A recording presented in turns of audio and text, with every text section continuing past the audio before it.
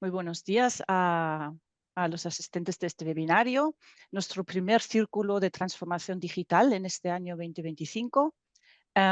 Y yo soy Tania Nauset, me conocéis probablemente junto con mi compañera Jutta Ole, que vamos a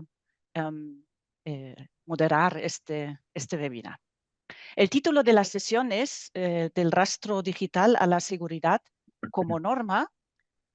Creo que todos somos conscientes de que la huella digital es el rastro de información que dejamos en la web a través de nuestras actividades en línea. Y pues para abordar la importancia de este tema y este rastro que dejamos y la implementación de políticas en las empresas para minimizar los riesgos cibernéticos, contamos hoy con tres ponentes expertos en el tema que enseguida os vamos a presentar. Antes de todo, como siempre, el webinar se está grabando. Vamos a compartir con vosotros, con todos los que estáis conectados, la grabación. Podéis compartirla, verla después, igual que las presentaciones que os lo podemos luego enviar de los ponentes. Antes de empezar, además, queremos saber un poco quiénes sois en vuestro perfil para que los ponentes puedan adaptar un poco el discurso a más técnico o menos técnico. Queríamos saber un poquito en qué nivel de conocimiento os encontráis en este tema. Para esto voy a cambiar aquí de pantalla y vamos a, espérate, aquí tenemos un código QR. Si cogéis vuestros móviles y lo escaneáis o vais a la página web de www.menti.com y con el código de acceso, si nos podéis brevemente decir qué perfil o en qué perfil os veis más o menos. Y compartimos aquí los resultados directamente.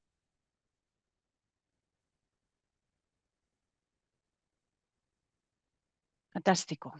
Aquí ya tenemos algunas respuestas.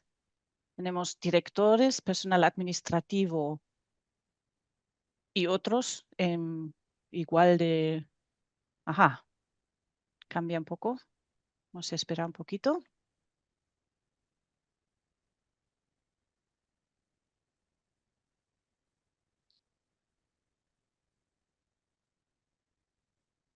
Bueno, David, Jesús, Emiliano, veis. No tanto perfil IT, más transversal. ¿Nos sirve así? Para no dilatarnos en el tiempo. Sin problema por mi parte. Perfecto, perfecto. Muy bien. Entonces, ahora sí empezamos. Bueno, antes, también durante las presentaciones y después también os pedimos que con la función de preguntas y respuestas, como siempre, nos enviéis vuestras dudas, comentarios y preguntas a través de esta función, porque al final de la sesión sí que vamos a tener 5 o 10 minutos para debatir y poder, pues eso, responder a vuestras preguntas que pueden surgir mientras hablan nuestros expertos. El primero de estos expertos es David Delgado, de nuestro socio de la empresa eData Consulting. David es ingeniero de computadores y diplomado en ingeniería técnica en informática de sistemas, con una amplia experiencia en sistemas y ciberseguridad. Él ha trabajado como auditor, formador, también como hacker ético en diversas empresas del sector. Actualmente es responsable de sistemas y ciberseguridad en esa empresa que vemos aquí, Data Consulting. Y con eso ya acabo y te damos la palabra, David. Muy bien, muchas gracias. Pues nada, hechas las presentaciones, sin más, procedo a compartir mi presentación.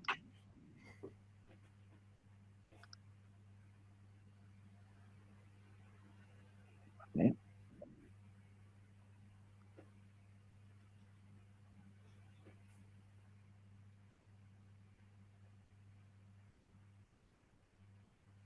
¿Todo el mundo ve mi presentación? ¿Alguien puede decir algo? Sí, sí, Vale, sí. perfecto. Vale, pues nada, vamos a empezar. Vamos a introducir lo que es el rastro digital. El título del por qué este subtítulo de Tu sombra es más alargada que el horizonte, pues simplemente es por el hecho de que no somos conscientes de cuál es nuestro rastro en Internet, ¿vale? Por eso decimos que es más alargado que el horizonte, porque realmente nuestra vista no llega a alcanzar o nuestra conciencia de lo que realmente estamos dejando por nuestra impronta, de nuestra impronta por tener una actividad en Internet.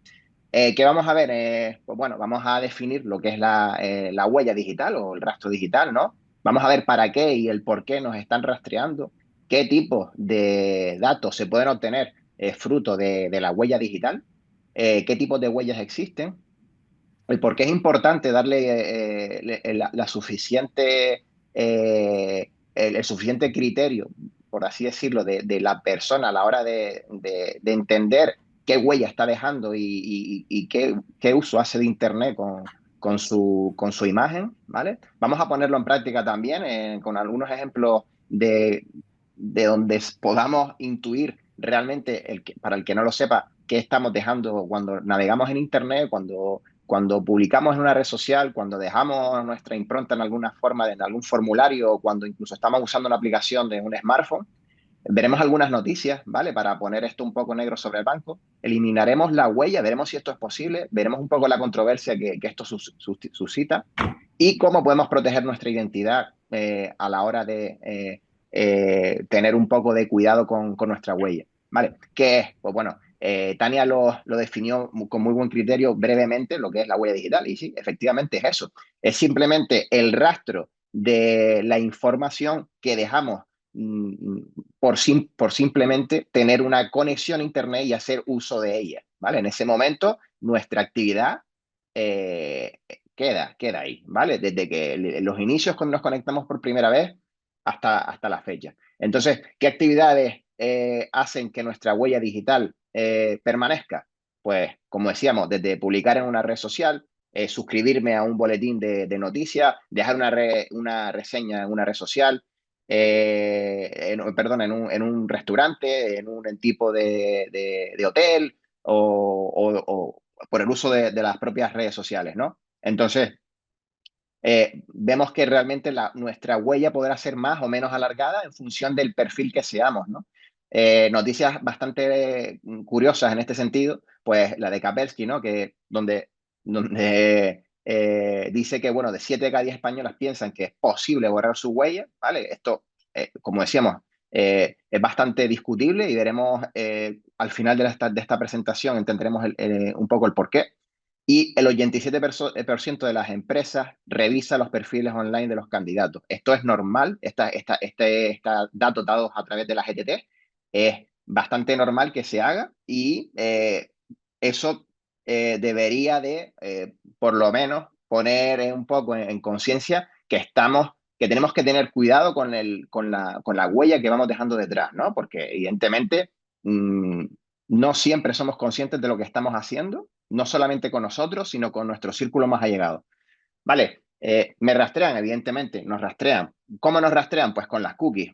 ¿Qué son las cookies? Bueno, creo que ya más o menos se puede intuir lo que es la cookie. Lo hemos escuchado siempre. Para el que no a lo mejor tenga esa definición muy clara, son esos pequeños ficheros que se nos van quedando en el equipo, en el iPad, en el móvil, todo aquello que navegue, ¿vale? Bueno, tiene una connotación positiva y otra no tan positiva, ¿no? La parte positiva es que sirven incluso para hacer que cuando estemos navegando no se pierda el ID de usuario y cuando vaya hacia atrás o hacia adelante no me tenga que validar de nuevo en la web o cuando cierro la ventana y la vuelvo a abrir, pues permanezca mi sesión activa y no pierda el carrito de la compra. Ese tipo de cosas que hacen que efectivamente la navegación sea, pues, un poco más ágil y mejore la experiencia de usuario, pero también tiene una connotación negativa, ¿no? Que al final estamos dejando también nuestra imagen ahí, ¿no? Desde dónde nos conectamos, desde qué IP pública, desde dónde estamos ubicados, ¿no? A nivel de geolocalización, si estamos en Madrid, si estamos en Barcelona, si estamos en Canarias, si estamos en Alemania. eso se ve ahí con la IP pública. ¿Qué navegador usamos? ¿Cuánto tiempo permanecemos en la web? Incluso hay cookies que son súper invasivas, ¿no? Entonces, ojo también con esto y lo veremos.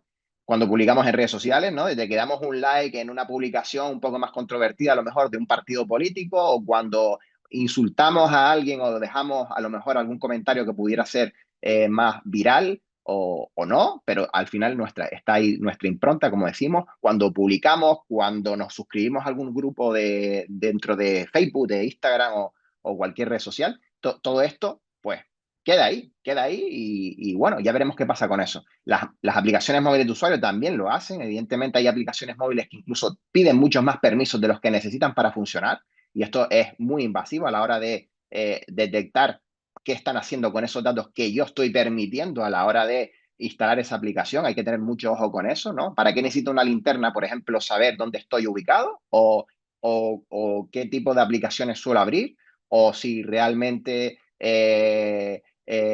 una aplicación de salud, por ejemplo, es necesario que sepa más datos de mí? Por ejemplo, la geolocalización, pues en principio parece que no tiene mucho sentido, ¿no? Una aplicación de actividad sí, pero la geolocalización de aplicación de salud, bueno, ojo con eso. Muchas aplicaciones gratuitas te venden el gratuito, ¿no? De una manera que realmente el producto eres tú y estamos dejando nuestra imagen, nuestros gustos y nuestra impronta a nivel de huella que esas empresas luego pueden vender a terceros, ¿vale? Y realmente le sacan partido a ese gratuito. Entonces, realmente, bueno, hay planes en los que, como saben, el producto es uno mismo, ¿vale? ¿Qué más tenemos por aquí? Sistemas operativos. Los sistemas operativos, cuando instalamos un sistema operativo, ya incluso hoy día con la inteligencia artificial, antes también se hacía, pero ahora es mucho más evidente, ¿no? Pues los Cortana, los Siri, todo este tipo de sistemas operativos, o los Alexa, los Echo Dot, bueno, realmente le estamos dando mucha información. Muchas veces le damos a todos siguiente, siguiente, siguiente, y estamos dando muchos permisos para que puedan detectar qué está pasando con nosotros, ¿no? A nivel de gustos, a nivel de conversaciones, a nivel de mucha información que, oye, nosotros no auditamos a esas empresas, no sabemos qué hacen esas empresas con esos datos. Entonces, ese oscurantismo que hay ahí con las grandes compañías, bueno, pues seguirá estando, ¿no? Y hay muchas personas que evidentemente deshabilitan este tipo de rastreadores o este tipo de asistentes inteligentes, ¿no?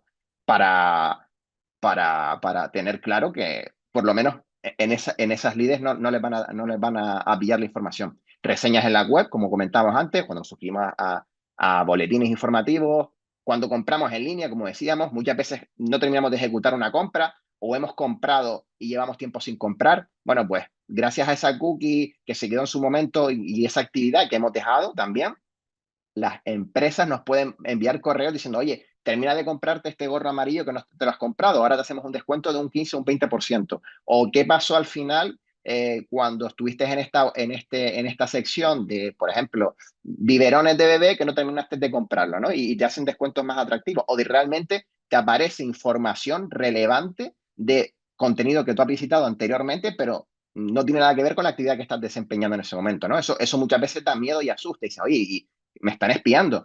Bueno, pues sí, ¿no? O sea, no es ningún misterio y estas cosas ocurren, ¿no? Y al final es parte de la huella. También las aplicaciones en banca móvil, ojo con esto, muchas veces cuando la publicidad que nos aparece en función de lo que hacemos, en función de nuestro perfil como usuario, ¿vale? Si tenemos fondos de inversión, si somos más conservadores, si llevamos mucho tiempo con dinero apalancado que no invertimos, todo ese tipo de cosas, o si lo hacemos, pues también se puede ver reflejado en publicidad perfilada para el usuario, ¿no? Pues, al final hace parte de ese tipo de gustos de navegación y preferencias del propio usuario. ¿Cómo me rastrean? Bueno, muchas veces no es tan obvio que para un usuario normal que nos están rastreando, pero lo hemos comentado, desde las webs a las aplicaciones o las redes sociales. Vamos a profundizar un poquito más ahora sobre ello. Evidentemente, las campañas de telemarketing que realizan muchas empresas para otras, pues hace que la huella sea un valor añadido en todo tipo de actividades de venta de servicios, ¿no? O de venta de producto final. Y también las actividades fraudulentas, ¿vale? Una de las partes más importantes a la hora de realizar una auditoría o un pentest, siempre hablando de forma ética, pues la parte OSINT, ¿no? Que es la investigación de fuentes abiertas, ¿vale? Tiene diferentes variantes luego, que podría ser un MINT a nivel de redes sociales y demás, pero también eso lo hacen los ciberatacantes a la hora de, cuando tienen un objetivo que pudiera ser una persona, ¿no? Que pudiera ser un APT o pudiera ser directamente una empresa, pues lo primero que se suele hacer, pues evidentemente, es cómo dirigir muy bien el ataque, sabiendo que partimos con información valiosa previa de búsqueda para dirigir con un sentido, ¿no? A nivel de activo atacable o usuario atacable, en función de toda la información que he recopilado de ese usuario también, incluso para enviar un correo de phishing, sabiendo que tengo mucha información contrastada, va a tener mucho más sentido ese correo con ese contenido, con esa huella, con esa forma de hablar, haciendo que la otra persona le pueda incluso engañar, ¿no? Incluso con la inteligencia artificial a través de deepfake, pues eso, si cabe, pues aún más, ¿no? Si todo esto lo hago a través de un vídeo donde hablo de un contenido que se supone que en pocas personas tienen esa información o que tengo muy bien catalogada el tipo de usuario al que me estoy dirigiendo, pues eso valida mucho más mi discurso. ¿Qué tipos de datos se pueden obtener? Bueno, desde el tiempo que pasamos a una página web, incluso cuáles son nuestros gustos simplemente por estudios de eye tracking, ¿vale? Hacia qué secciones se dirige nuestra vista a la hora de estar en una sección de una web, incluso cuánto tiempo pasamos en una web. Esto se usa mucho para luego saber la empresa cómo posiciona qué elementos dentro de la página web, en qué sitio para poder vender mejor ese producto o hacerlo más visible o hacerlo más atractivo, incluso para tipos de perfiles diferentes se adapta el contenido también, ¿vale? Al final, el portal de usuario también y la experiencia de usuario es un valor añadido. El tiempo que pasamos visualizando pues un vídeo que permanece más tiempo en la parte alta, se hace más viral, tiene más views, pues tiene más sentido que permanezca mucho más tiempo arriba, se supone que es más atractivo. Incluso vamos a poner el foco ahí, vamos a aprovechar que este vídeo está siendo muy viral o que esta publicidad está funcionando muy bien para posicionar cosas junto a ese vídeo, ¿no? Para que también sean visibles. Ese tipo de cosas se hacen. Bueno, gustos, evidentemente, eso lo hemos hablado, preferencias del usuario para potenciarlo, el estado de salud, el historial clínico, las aplicaciones, cuando hoy día casi todos los smartphones, ¿no? Por no decir todos, ya tienen de forma nativa instalada la aplicación dentro del sistema operativo, la posibilidad de obtener el mayor Big Data de tu salud a través de aplicaciones de terceros o la suya propia. Y, claro, nos piden datos como peso, medidas, enfermedades congénitas, familiares a quien avisar, analíticas, a través del propio smartphone o a través de gadget o a través del propio smartwatch, pues nos puede hacer un electrocardiograma. Todos esos datos, esa telemetría de datos del propio usuario quedan ahí y forman parte del historial clínico. Eso no deja de ser huella. ¿Y qué pasa? ¿Cómo gestiona esa empresa mi huella? Bueno, ¿y cómo de segura es esa empresa? Ya no tenemos que pensar que las empresas pueden vender nuestros datos de forma consciente y sin mi consentimiento como usuario, sino que esas empresas también pueden ser atacadas y pueden haber filtraciones de datos. Entonces, yo también tengo que ser responsable como usuario final y como empleado de una empresa, tener la suficiente responsabilidad a la hora de saber, oye, ¿a quién le estoy dando mis datos? ¿Vale? Ya ese sería el siguiente punto. No es ¿tiene sentido que me pidan estos datos de esta aplicación? Ese sería el primer filtro y el segundo filtro es, oye, esta empresa es seria, ¿vale? La IP pública de la que nos estamos conectando, evidentemente la IP puede ser falseable y eso ahora lo hablaremos también como medidas preventivas que puede tomar un usuario en función de hacia dónde está dirigiendo su actividad. Las aplicaciones que estén instaladas en el dispositivo o en la propia memoria del móvil, evidentemente, o la geolocalización. Es decir, todo este tipo de información la puedo estar yo dando simplemente por el hecho de tener una actividad en Internet. Es decir, a una aplicación yo le puedo dar incluso información de qué otras aplicaciones tengo instaladas y veremos ejemplos. ¿Qué tipos de huellas existen? O sea, ¿qué tipos de fingerprint existen? No confundir fingerprint con la huella biométrica, ¿no? La huella dactilar a la hora de autenticación en plataformas en la nube o en el propio dispositivo móvil. Estamos hablando del rastro digital, ¿no? De la huella digital. Pues dentro de la huella digital existen dos tipos, está el activo y el pasivo, ¿vale? El activo normalmente es mucho más fácilmente detectable, donde estamos haciendo una modificación de los paquetes de la red de alguna manera y es mucho más fácil de detectar por aquellos dispositivos perimetrales o aquellas medidas de prevención a nivel de red, donde se ve que estamos haciendo o inyectando tráfico o modificando paquetes de la red. O sea, son mucho más fáciles de detectar. Pues un ejemplo sería el propio Nmap, ¿no? En una red que si no tenemos precauciones o si la persona que lo está ejecutando pues no tiene las suficientes precauciones y lo lanza sin más, evidentemente se va a detectar y se puede neutralizar. O pasivo, pues un ejemplo sería todo lo contrario, ¿no? Donde intentamos editar la detección, se analiza el tráfico, pero no se hace nada con él y intenta ofuscarse, intenta permanecer inactivo porque es una de las fases previas en las que no nos interesa que alguien sepa que les estamos investigando, ¿no? Sería como la labor del investigador privado que intenta que el investigado no se dé cuenta de que lo está haciendo. Por ejemplo, sería el Wireshark, donde estaríamos esnifando paquetes en la red, viendo cómo fluye el tráfico de red y nos quedamos con aquel filtro, con aquellos paquetes que nos interesen, pero sin modificarlos. ¿Por qué son importantes? Hombre, yo creo que ya después de darle contexto a todo esto, podemos ver que una huella es bastante importante. Al final estamos dando información de nuestro uso, de nuestros gustos, de quién es nuestro círculo más cercano y determinarán nuestra reputación digital a la larga, ¿no? De hecho, muchas veces no somos conscientes en redes sociales, incluso cuando no tenemos cuidado con la privacidad de nuestras publicaciones o el grupo en el que estamos suscritos y pensamos que a lo mejor ese grupo no es público y es privado y no es privado y es público y estamos lanzando comentarios de más pensando que estamos en nuestro grupo reservado, ¿no? Y ojo con esto, porque al final los ciberatacantes, como comentamos antes, lo utilizan a nivel de ingeniería social para lanzar campañas de phishing, vishing o incluso de smishing, donde se traquea toda esa información que tenemos del usuario, se filtra y se dirige para un fin, como por ejemplo intentar acceder a una cuenta de un usuario, ¿vale? Muchas veces es una de lo que se suele hacer es suplantar a la persona. Tenemos tanta información de esa persona que podemos suplantar y dirigirnos a otra con la información que tenemos de esa persona, haciendo que somos ella. Y crear un perfil falso. Esto se hace en cuestión de minutos. Incluso ya con la ingeniería, con la inteligencia artificial, hay cientos de plataformas que lo hacen online.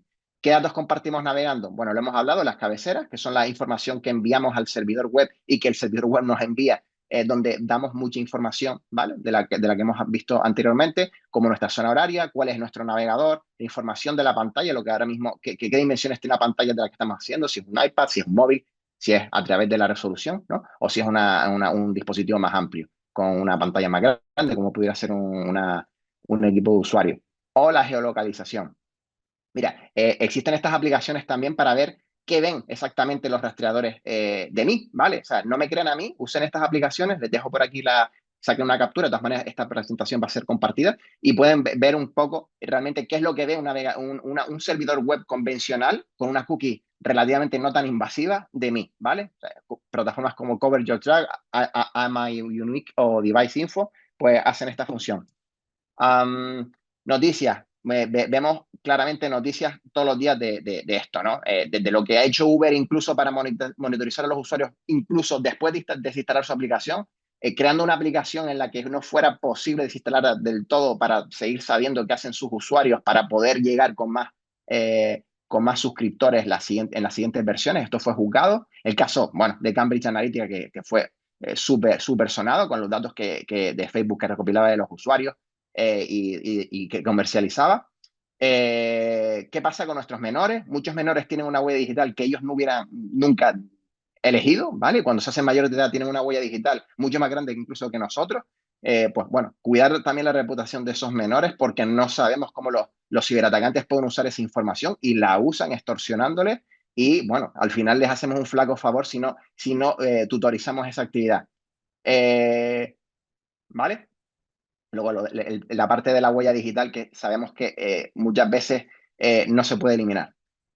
¿Cómo la podemos eliminar? Bueno, hay formas de intentar al menos disminuir nuestra huella, ¿no? Como configurar bien la privacidad de nuestras redes sociales, ojo, dónde publicamos, en qué grupos, qué tipo de información sobre mí quiero compartir y cuál no, en todas las redes sociales. El derecho al olvido, esto es una cosa que se supone que se puede ejercer como usuario a nivel europeo para que pues, plataformas como Google o como Facebook eliminen la información que yo tengo sobre mí. Aquí hay un link que pueden usar para hacer uso de esos formularios. Y bueno, ya les digo que no es fácil ni es rápido, ¿vale? Se pide mucha información para detectar que efectivamente quieres eliminar tu huella digital definitivamente.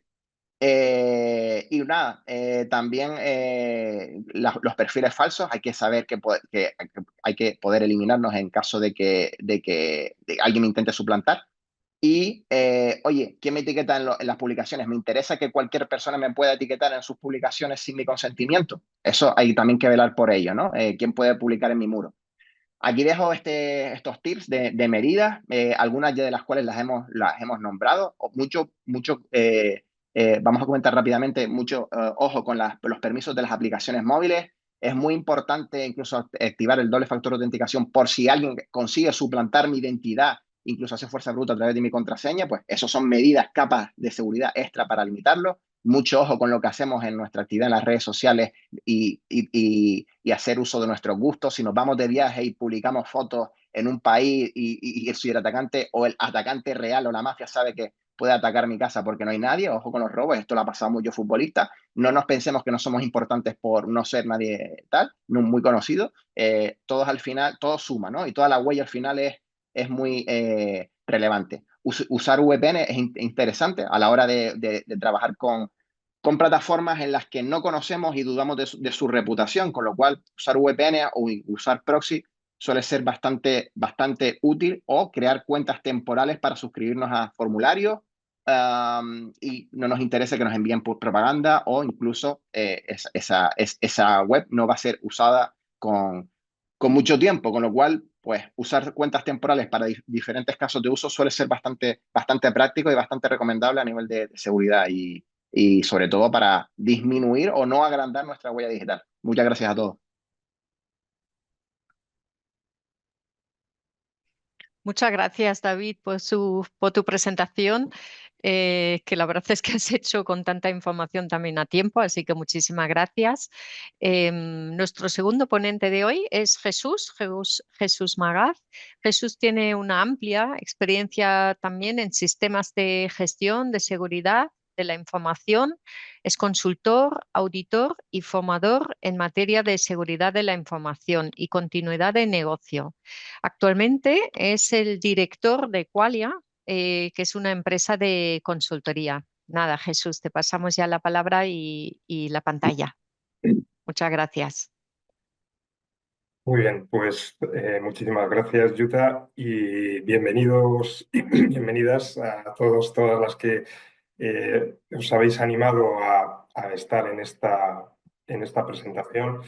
Yo, después de la interesante presentación de David, pues bueno, espero estar a la altura de las circunstancias y que mi presentación sea tan interesante como la de David.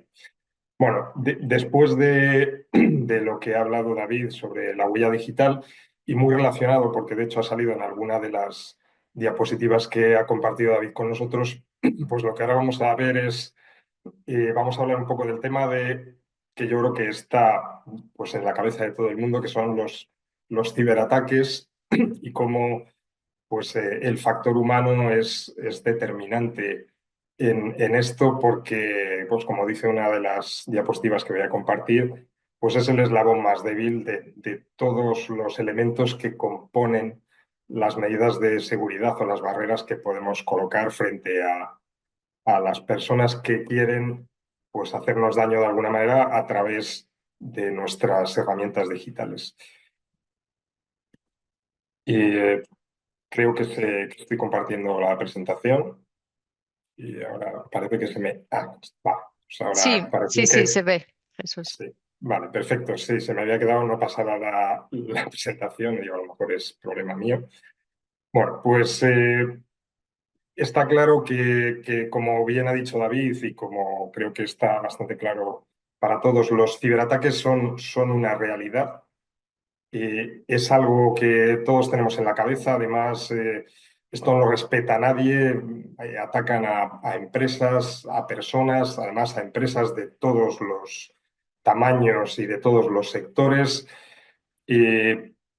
Pues aquí he recopilado diferentes noticias que había de los últimos meses y destacan sobre todo alguna de las que aparece ahí, de las que se puede ver que en una encuesta que hizo esta web de aquí, pues resulta que el 95% de las empresas están muy preocupadas por el robo de sus datos tras un ciberataque. En otra de las noticias pues se pregunta si realmente ahora en 2025 las empresas están preparadas, en fin. Yo creo que casi todo el mundo conoce a alguna empresa o alguna persona que haya sido estafada, alguna empresa que haya sido atacada, que le hayan robado o le hayan encriptado los datos y le hayan pedido un rescate. Es decir, que estamos viviendo en un entorno que además, a partir de la pandemia en la que se han potenciado todas las herramientas online, pues ha crecido exponencialmente y entonces todas las ventajas que nos supone el mundo digital, pues ha hecho crecer ese otro lado perverso que son los ciberataques. Y como decía hace un momento, pues las personas y sobre todo las organizaciones están cada vez invirtiendo más en que esto no suceda y poniendo barreras y capas de seguridad cada vez más potentes, haciendo que tengamos copias de todo lo que hacemos, no una, sino varias, y en ubicaciones diferentes, sistemas redundados.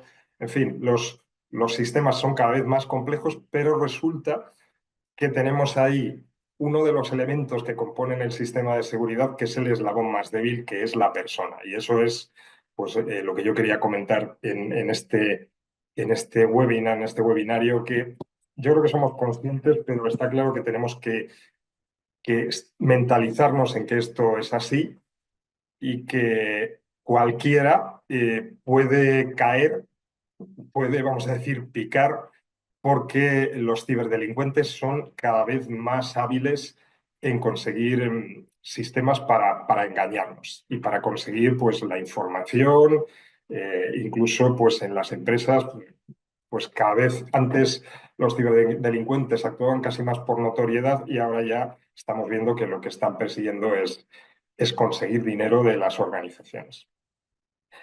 Bueno, como decíamos y como creo que todo el mundo tiene claro, los ciberataques son cada vez más frecuentes y estas son las estadísticas que tiene el Centro Criptográfico Nacional, de momento solo hasta 2023, todavía no han publicado las del 2024.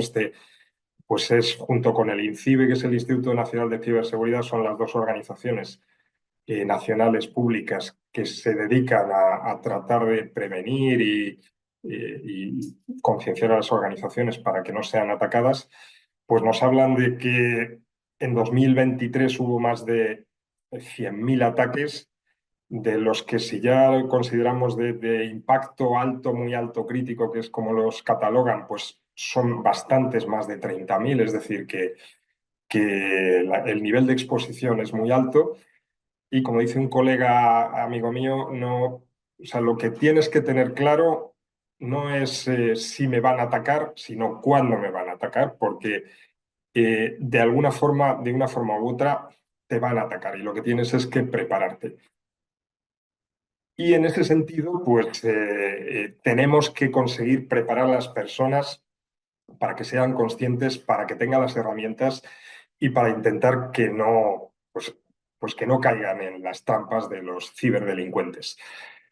Como dice la diapositiva, estamos en un escenario cada vez más complejo. Los ciberdelincuentes van cada vez un paso por delante. Ahora, como comentaba David, las herramientas de inteligencia artificial les han dado todavía un punto más para poder tener herramientas para engañarnos. Pues se habla de que se puede suplantar nuestra imagen y suplantar nuestra voz en llamadas telefónicas, con lo cual, pues, si alguien recibe una llamada y reconoce nuestra voz, pues piensa que somos nosotros los que le estamos pidiendo cualquier cosa. En fin, el escenario se está complejizando y entonces es importante estar actualizado y concienciar, si hablamos de organizaciones, a nuestra gente para que tenga todo esto claro. Y he traído aquí esta noticia que a lo mejor a una de las personas que está en el auditorio le sonará porque esto ha pasado en Canarias y el caso ha sido un trabajador que fue estafado por engañado, digamos, por unos ciberdelincuentes y entonces pagó pues casi 4.000 euros de la empresa por no seguir pues, los protocolos mínimos de seguridad. El trabajador fue despedido y resulta que pues, después de despedirlo llevó el caso a Magistratura de Trabajo y la justicia le ha dado la razón a la empresa. Es decir, estaba bien despedido por no haber seguido los protocolos de seguridad. Con lo cual, este riesgo afecta tanto al tema personal como al tema profesional y es algo pues, que hace que estemos cada vez más expuestos. Con lo cual es importante tener claras una serie de pautas que nos pueden hacer que no caigamos en todo esto. Aún así, pues bueno, yo tengo algún colega que a pesar de saber todo esto y de tener claro que puede ser atacado y demás, pues sufrió un timo telefónico y prácticamente le vaciaron la cuenta pues con una llamada telefónica. ¿Cómo nos atacan? Esto, el INCIBE, como decía, que es, las personas que no lo conozcan, es una organización muy interesante a la que nos podemos suscribir además para que nos envíen alertas y cuestiones. Se puede uno suscribir como empresa o suscribir como ciudadano y nos envían pues, las novedades más importantes en temas de ciberseguridad. Pues el INCIBE nos dice que los principales tipos son los ciberataques directos para el robo de contraseñas. Entonces lo que intentan es buscar los ciberdelincuentes puertos de entrada para conseguir nuestras credenciales.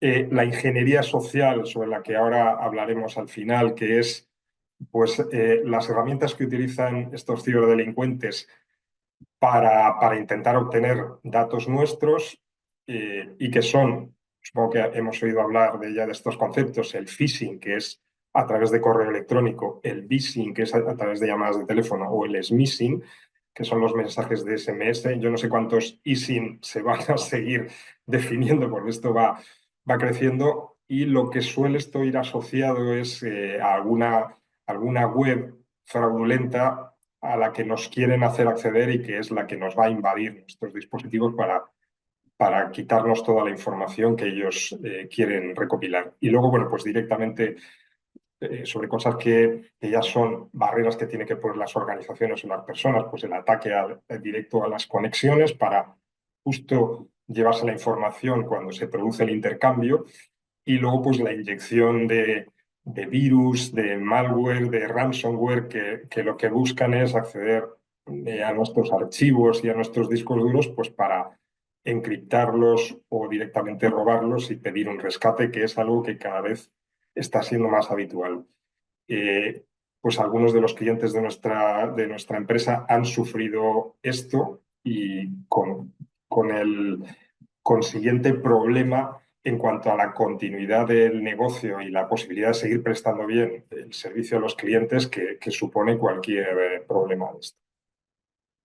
Entonces, ¿qué es lo que nos dice el INCIBE para evitar el phishing? Vamos a hablar de cómo evitar estas tres cosas: phishing, vishing y smishing. Recordamos, el phishing son correos electrónicos fraudulentos. Pues importante, no abrir correos que no sabemos de dónde vienen y que el usuario no nos resulta conocido. Es una buena práctica, antes de abrir cualquier cosa, irnos a la parte superior del correo y ver cuál es exactamente la dirección de correo, porque a veces pues, estos ciberdelincuentes suplantan a un banco, pero ellos no pueden poner la web del banco, aunque últimamente están haciendo algunos sistemas que consiguen cosas bastante parecidas. Pero a lo mejor en vez de santander.com, pues pone santandor.com, cosas de estas que nos hacen que sospechemos que esto no es un correo realmente de nuestro banco, de Amazon o de cualquier otra de las empresas que nos pueden enviar correos electrónicos. Nunca se debe contestar a esos correos, no hay que enviar información personal. Hay que mantener actualizados todos los dispositivos y nuestros programas con las actualizaciones.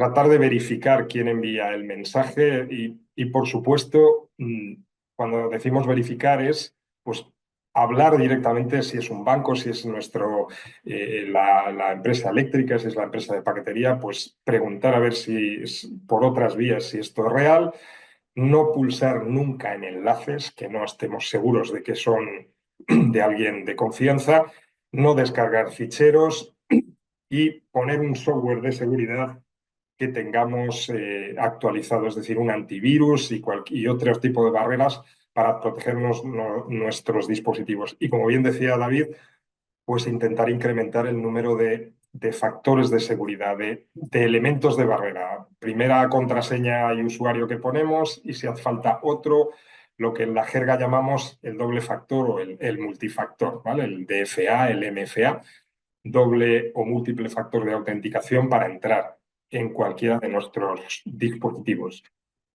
En cuanto al smishing, que es a través de SMS, pues digamos que sería lo mismo pero aplicado a un smartphone, a un teléfono móvil.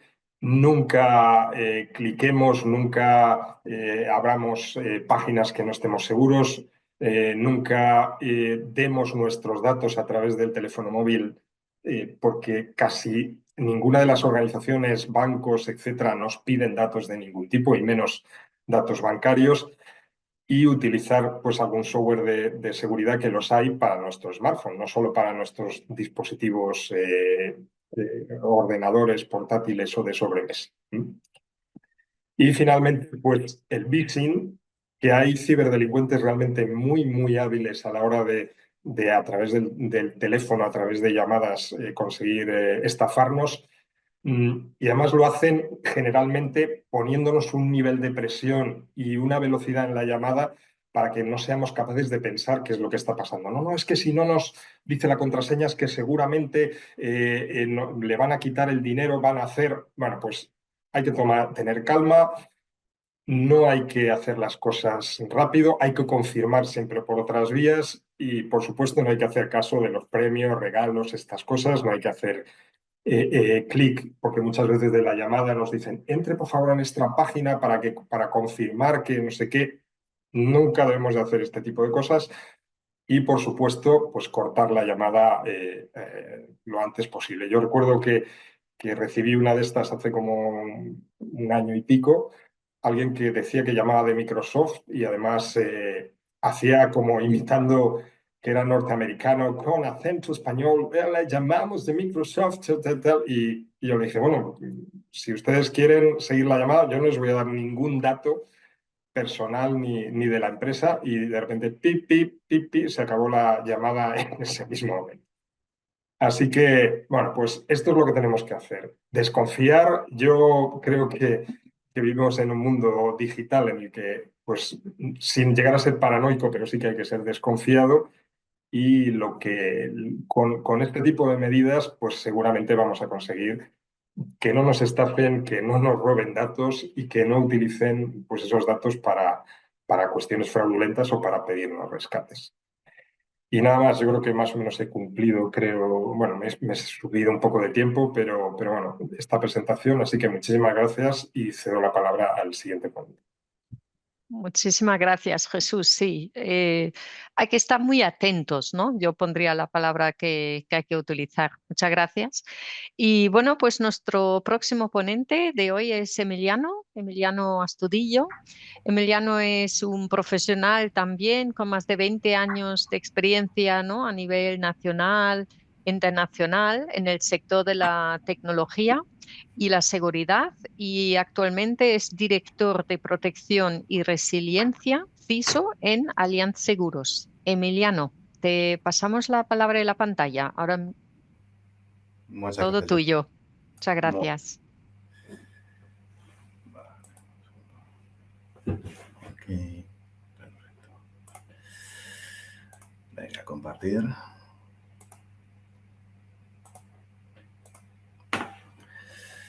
Perfecto. Decidme si veis la pantalla. Sí, la vemos. Muchas gracias. Perfecto. Pues nada, bienvenidos a todos, digamos, a esta sección. En mi caso, lo que voy a presentar es un poco la perspectiva, ¿no? Desde el punto de vista de las empresas, ¿no? Cómo protegemos, ¿no? Nuestros datos y los datos de nuestros clientes, ¿no? Intentaré no centrarme mucho en mi sector, que es el asegurador, ¿vale?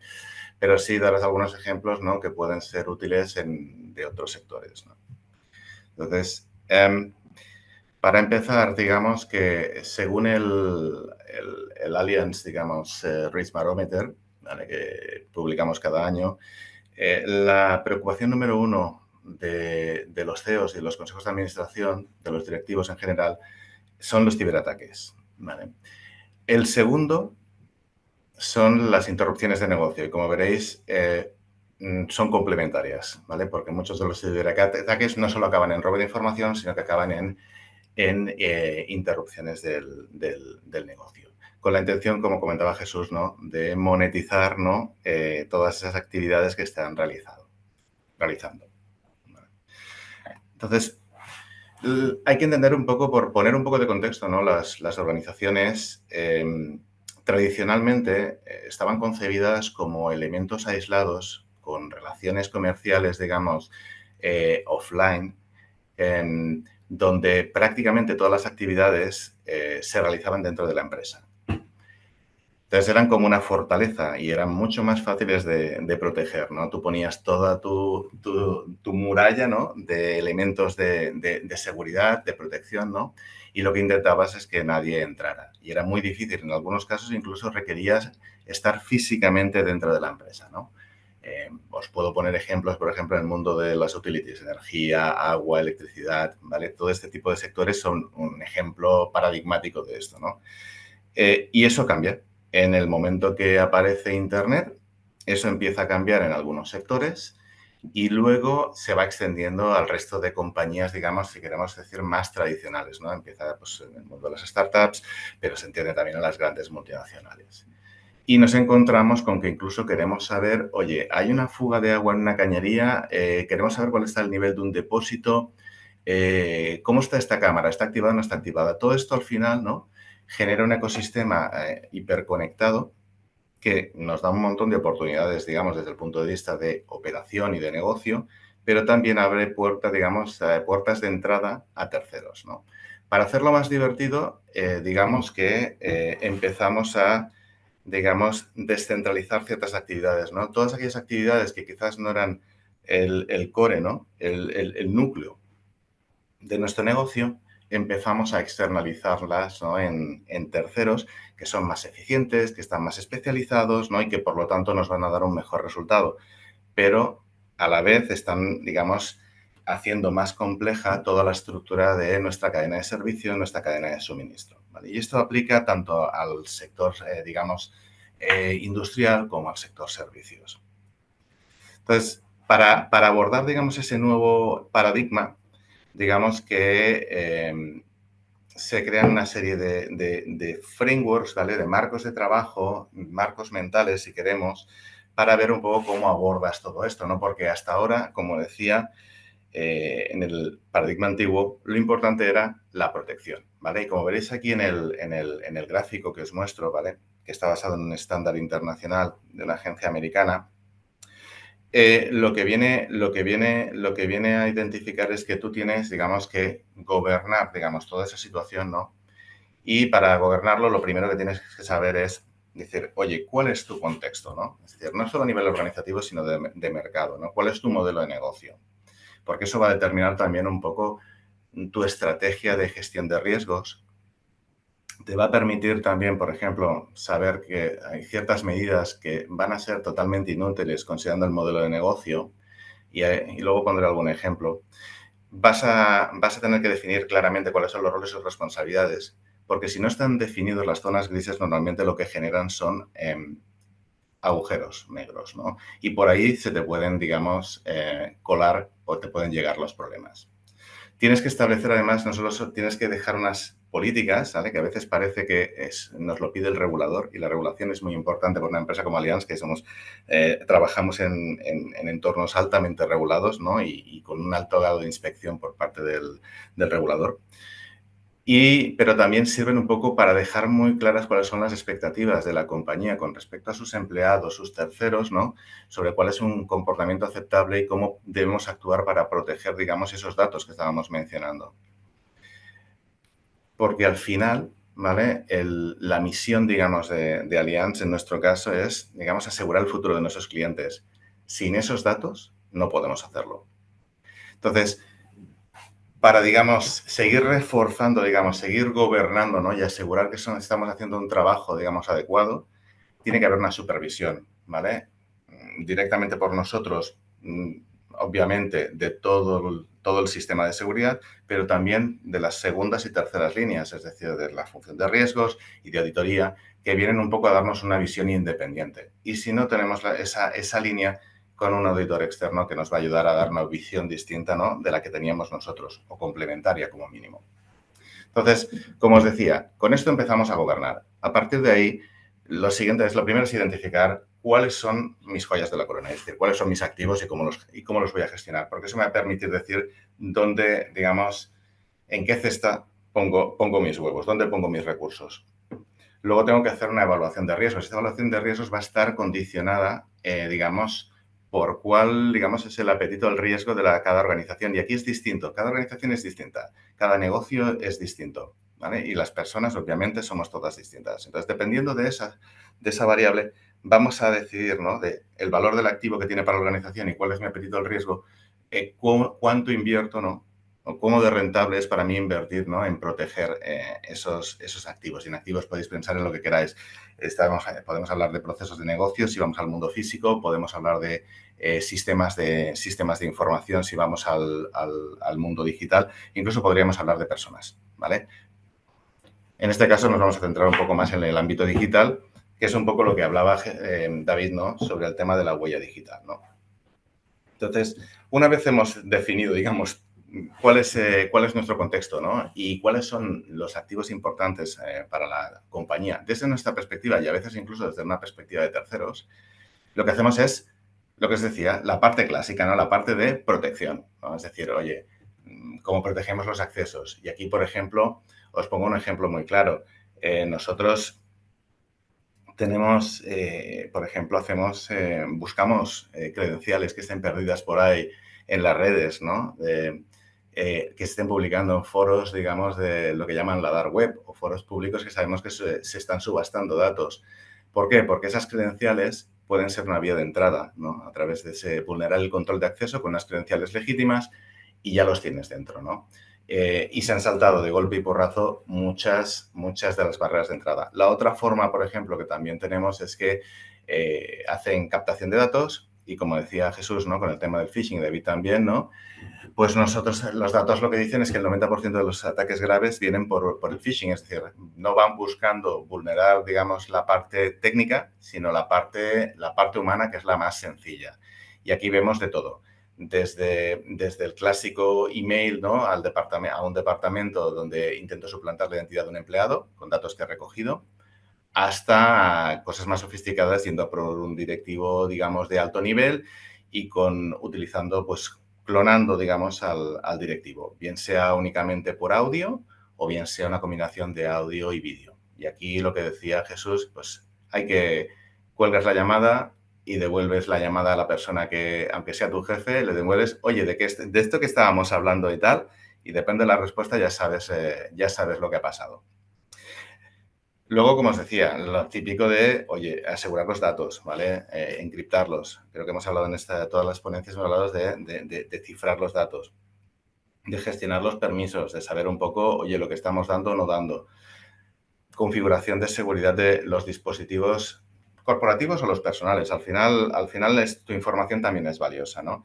Y luego, pues en nuestro caso también toda la parte de lo que llamamos resiliencia, es decir, la capacidad de operar bajo condiciones adversas. Esto es súper importante para una empresa que está comprometida y que además tiene que prestar servicios a los clientes en su peor momento. Es decir, no olvidemos que cuando hay un siniestro, la aseguradora, digamos, ese es nuestro momento de la verdad. Es cuando tenemos que demostrar que tú has pagado tu póliza y tal, pero cuando realmente tenemos que estar contigo es cuando hay un siniestro, ¿no? Es decir, cuando hay has tenido una tormenta, tienes la casa hecha un desastre porque se te ha inundado, te han robado, has tenido un accidente, lo que sea, ¿no? O tienes un problema de salud, ¿no? Ahí es donde la aseguradora tiene que demostrar que está. Y por eso digo que es tan importante que nuestros sistemas que dan soporte a todos esos servicios estén disponibles, ¿no?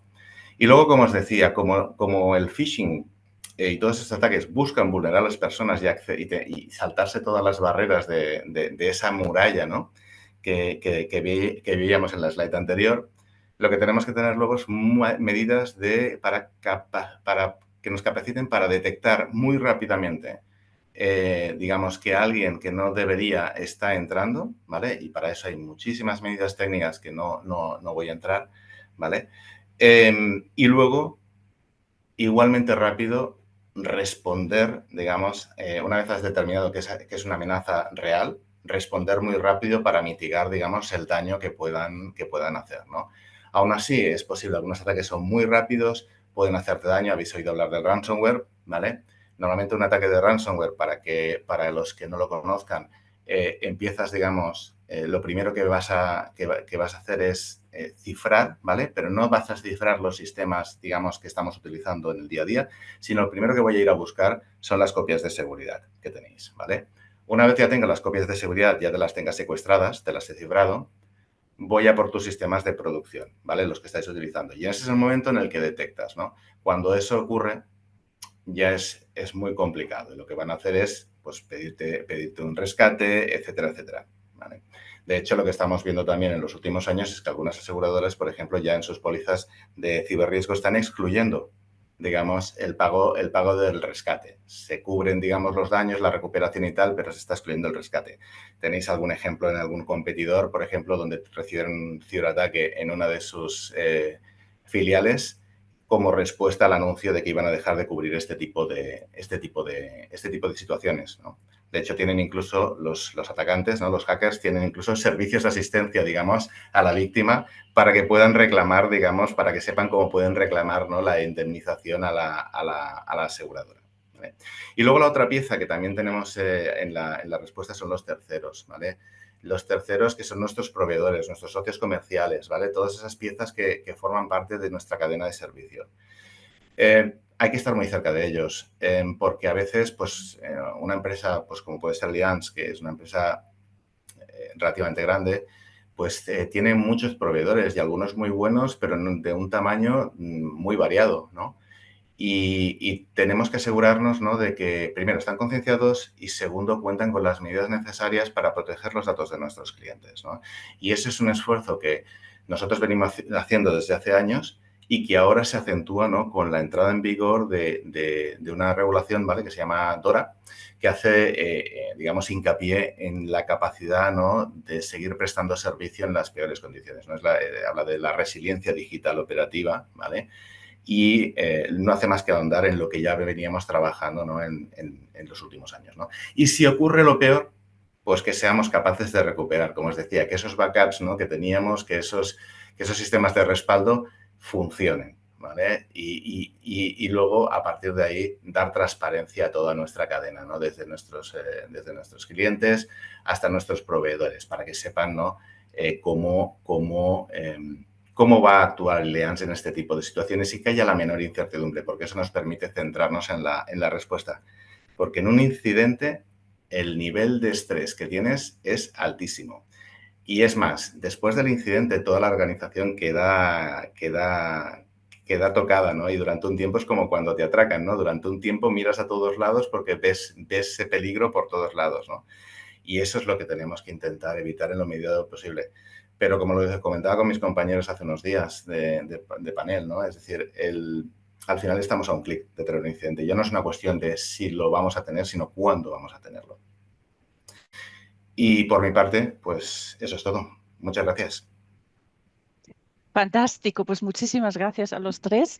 Llegamos al fin, digamos, ¿no?, de la sesión, pero sí que no queríamos acabar sin mirar por lo menos un momentito a las preguntas y quizás por lo menos una, si hubiese, debatir brevemente. Jutta, ¿ves alguna pregunta del público? Sí, Sí, sí, además me resulta muy interesante porque sí que habéis mencionado, ¿no?, varias veces también el tema de redes sociales y quizá cuando pensamos en redes sociales y peligros, pensamos más bien tipo pues, Facebook, Instagram y ese tipo de redes sociales, pero la pregunta aquí es, ¿cómo ve el tema de los datos personales en relación con LinkedIn? ¿Qué se debe de revelar y qué no? Claro, es una red social a nivel laboral, ¿no? Casi más bien. ¿Quién quiere contestar aquí? No sé si tú, David, o... David, no sé si quieres contestar tú por la parte de huella. Disculpas que tenía el micro silenciado.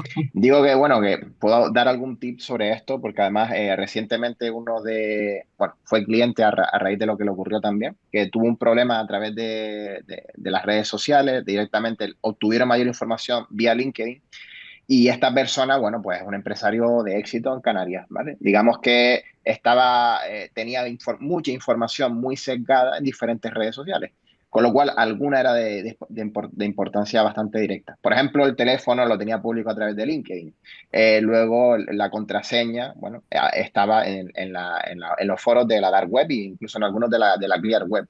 Una contraseña de una red social que él ya no tenía, pero resulta que esa contraseña la usó en otras redes sociales, en concreto en estas que fueron un poco fruto de las técnicas OSINT. Entonces, LinkedIn, pues hay muchas cosas que se pueden tocar con LinkedIn referente a la privacidad. De hecho, se puede incluso exponer la información de tu perfil fuera de LinkedIn. Oye, yo quiero que me encuentren fuera de LinkedIn rastreándome. Buscadores como Google, como DuckDuckGo, como cualquier otro buscador, Yahoo, el que sea, me pueden encontrar esos buscadores o metabuscadores vía LinkedIn.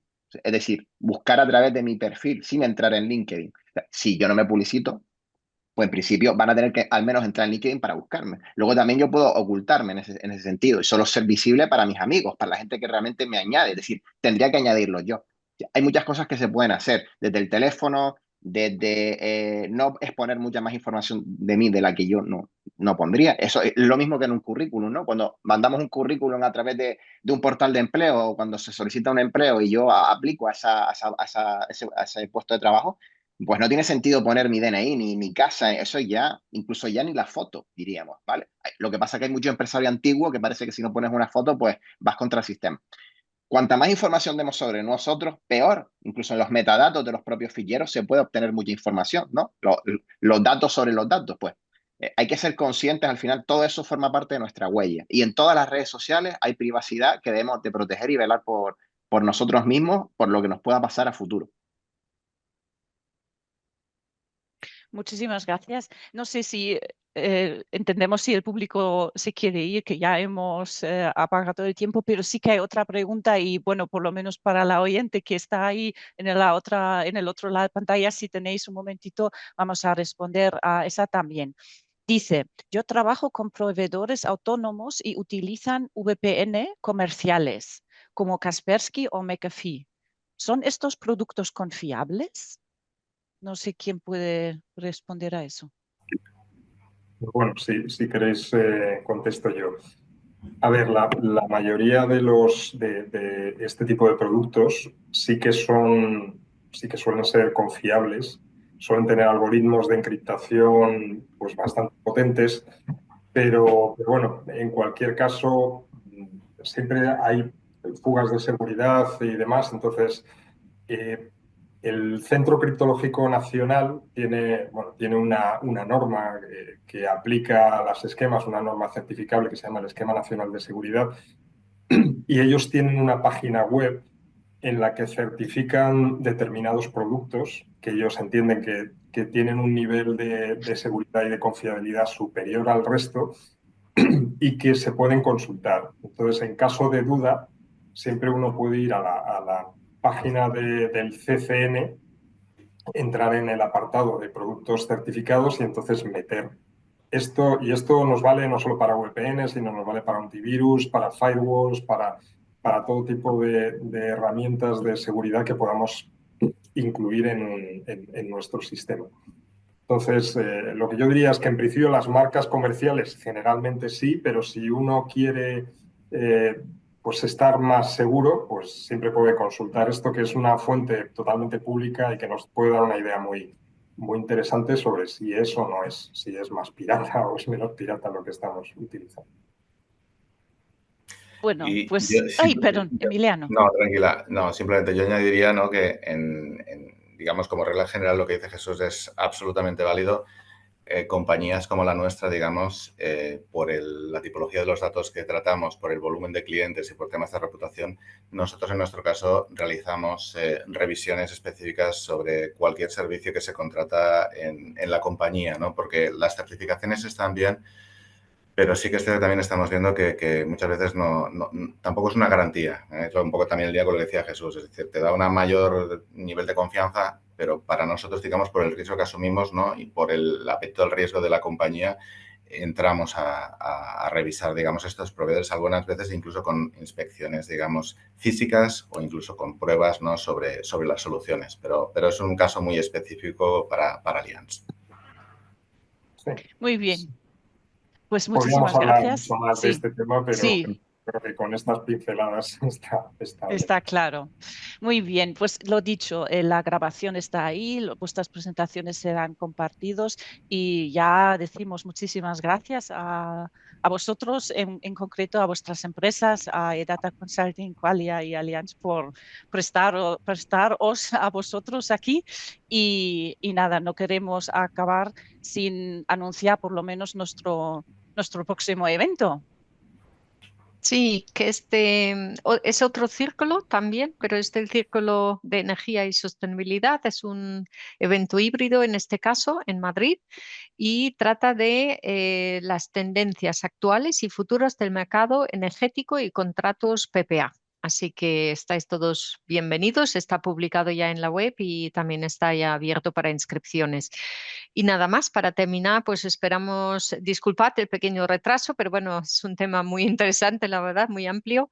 Esperamos que os haya gustado y simplemente al público deciros que en cuanto se termine ahora el webinario, automáticamente se abre una pequeña encuesta. De verdad, son 3 preguntas muy rápidas, así que os agradeceremos mucho vuestra cooperación. Muchísimas gracias. Y buen día. Adiós. Muchísimas gracias. Adiós.